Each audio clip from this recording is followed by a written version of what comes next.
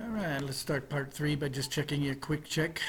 We have the sine and cosine and tangent of angle S first, so we'll label these sides with respect to angle S right here.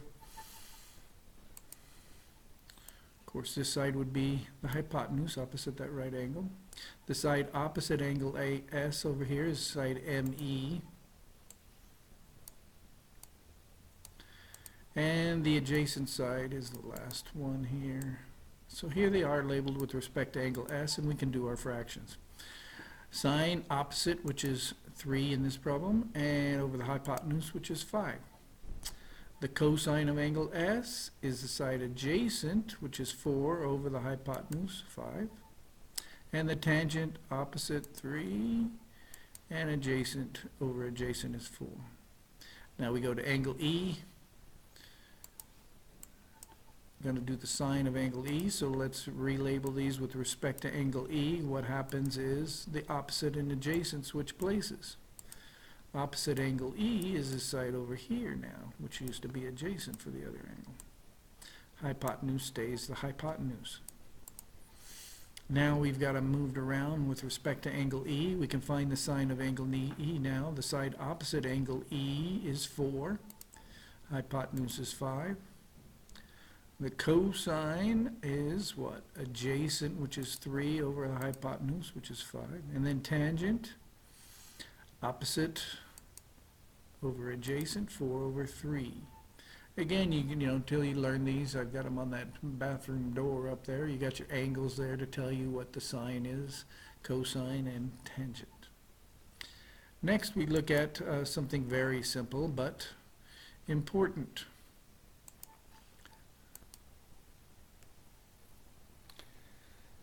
Now we want to look at using the calculator. We saw that the cosine of an angle, here we've got the cosine of 41 degrees, equals a ratio of those two sides, adjacent over hypotenuse. But the calculator doesn't give us a fraction when we put in the angle. The angle is our input. In this case, it's 41 degrees. It gives us a decimal value instead of a fraction because they've divided the fraction out. You realize that 1 over 2, 1/2 has a decimal value. If we take 1 divided by 2, you get 0.5. And so the calculator doesn't give you the ratio as a fraction, it gives it to you as a decimal. And that's what you're going to see right now when you punch these in and get used to the fact that the angle is the input, the output is the ratio of sides as either as a fraction or in this case as a decimal when we punch them into the calculator. Now when using the calculator, I'll bring it up now. There are two ways to measure angles in mathematics. Degrees is what we're used to, and that's what we'll be using now, and the other thing is called radians. So we have to make sure, since we're using degrees, that we're in degrees. So the way you do this is you go ahead and click the mode button right next to the second button over here. You can see my cursor, and you get this menu.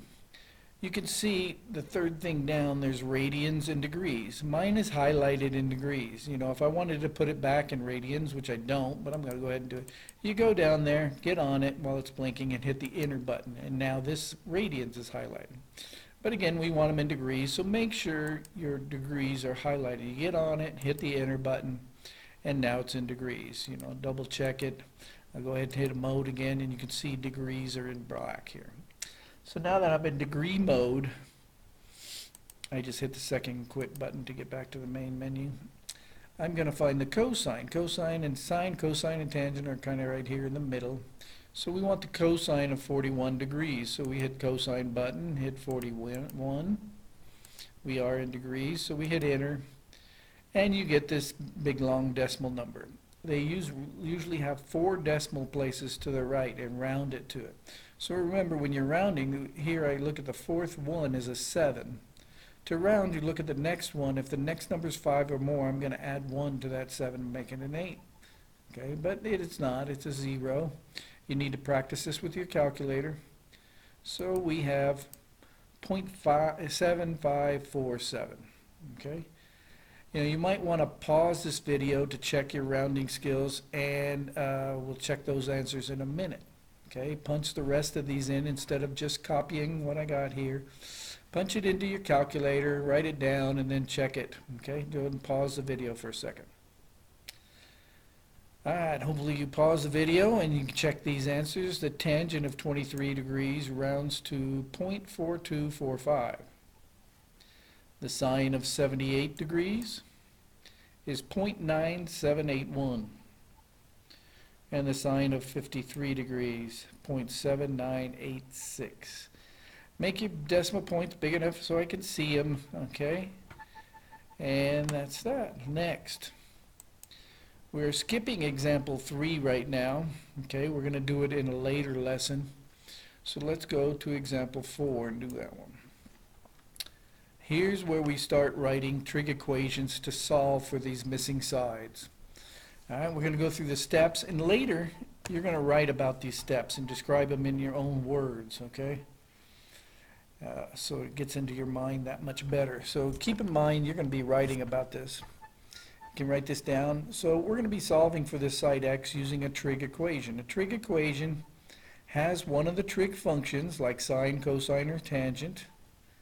And then it has a measure of an angle. You know, in some problems it will be unknown, not today. And it equals the ratio, that fraction. You know, if it was sine, it would be the opposite side over the hypotenuse and so forth. So we're going to put in these, you know, two of these three missing things here and the trig function. So the first step in all of these is to label the side with respect to the angle you're going to use, you know. And it's going to be this angle we're using right here in the trig equation. Well, which one are we going to use? Well, first of all, they didn't put a right angle here. Let's put that right angle in there. Now, we never do it with respect to the right angle, so the only other angle I know right now is the 27 degrees. Now, we could figure this out, because the three angles in a triangle always add up 180. I could take 180 minus 90 minus 27 and then figure this one out, but I'll just use this one. And if you know both of the angles, you get to pick whichever one you use. Okay, so I mark it. Now I'm going to label my sides with their names. Okay, across from this right angle, this is the hypotenuse. Opposite the 27 degree, the one I'm using is called the side opposite. And the adjacent side of there. So there's step one, label them with respect, pick the angle you're going to use and label the sides with respect to that angle. Now you figure out which two sides am I going to use over here in this ratio on the right side of the equation. Well, you must, and I circle these things just to remind me. Okay, I have to use the side I'm solving for, x. And then the second side must be one you know how big it is, the length of it. So I don't know how big this adjacent side is. I do the hypotenuse. So since I'm using these two sides, tell me which trig function I use. Because there's only one trig function that uses the opposite and hypotenuse. And that is the sine function. So now we're ready to start writing the trig function, the trig equation, and solve it. So the trig function is sine. Why? Because we're using the opposite and hypotenuse side. The measure of the angle is the one it marked here, and marked the angles with respect to it, is 27 degrees. And then sine is the opposite side, which is x, over the hypotenuse, which is 12. So there's our next step, writing that trig equation after we've marked things and picked out which sides we're using. Now to solve it is very simple. We're going to start them all the same way, which is make a proportion of them. So let me just stop for a second. In these questions, you know, part of it is writing the equation, and that's what you're going to write here. Just the equation we start with, sine of 27 degrees equals x over 12. Now we're going to solve it, and we'll put our answer for x here.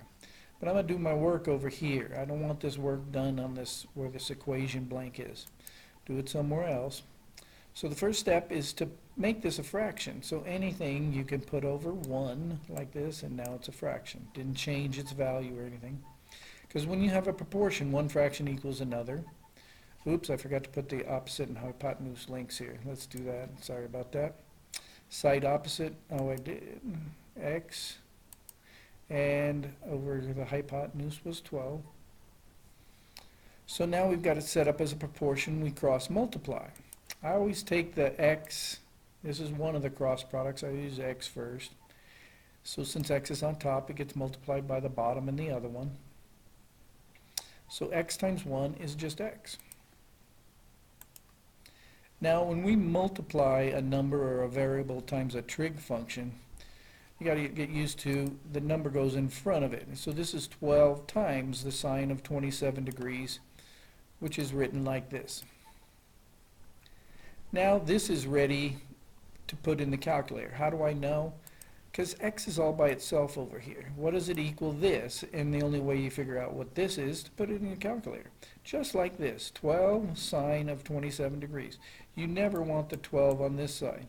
If you're multiplying something times a trig function here, it goes in front of it. And your calculator knows it's multiplication even without a multiplication sign. So we get our calculator, and remember we are in degree mode, otherwise we will get the wrong answer. You can always double check by hitting the mode button. Yep, it's in degrees. And I just punch in 12 sine of 27 degrees. I like closing my parentheses here. And it knows that's 12 times it. And the answer, we usually round these to the nearest tenth. It's 5.4, so I check the next numbers of 4, so I don't round it up to 5.5. It stays at 5.4. Remember, if I go too fast, you can always pause it. But make sure you listen to this stuff. Alrighty, so there we go. We found it by writing a trig equation using trigonometry. So what do we got next? We have example 5 here. Just check something. All right. So let's go ahead and do another example, and then I think you may have a quick check you'll do on your own. So in this equation, let's see. What's the first step? To pick our angle. You could use either one of these. I believe I used the 21 degree. Let me double check here. Yeah. So I'm going to label these with respect to the 21 degree angle here. So let's see, this is the hypotenuse, and you can do this too. I'm going to put an H for hypotenuse. The side opposite this angle is over here where the X is. O, opposite. That makes this A, the adjacent. Okay? Now we choose which two sides are we going to use. Again, we have to use the side we're solving for, the X side or the opposite side in this case. And one we know. I know this side is 9. I don't know the adjacent side. So again, we're using opposite and hypotenuse, which is sine. And then the sine of the angle, we're using the 21 degree angle. We labeled them with respect to that. Sine is opposite, which is x, over hypotenuse, which is 9. So there's our equation, one answer. Now to solve it again, the first step is to put this over 1 so we have a proportion here and cross multiply. You'll see later in another example, x won't be on top, so it won't be multiplied by the 1, and you'll see we have an extra added little step there. But I'm going to take my x times the bottom over here, which is 1, and 1 times x is just x. And then again, remember, I'm multiplying this 9 times the sine of 21 degrees, so you write the 9 first. 9 times the sine of 21 looks like that. Now, of course, we've got it solved for x. X is all by itself over here. We're ready to put this into the calculator and get our answer. Not too tough. So I put in 9 sine of 21 degrees. Excuse me.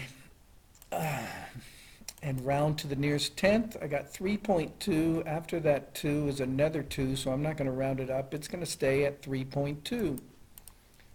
Rounded to the nearest tenth. Okay? Let me know if you have any questions. Otherwise, I want you to try this quick check now. Okay? Let's see. To help you... Now, I won't tell you which angle to use. You can use either one, I believe. No, I'm not going to show it. Try it. See if you can set it up. See how far you can get. If you need some help, let me know. This is the end of part 3. We'll try part 4 in a little bit.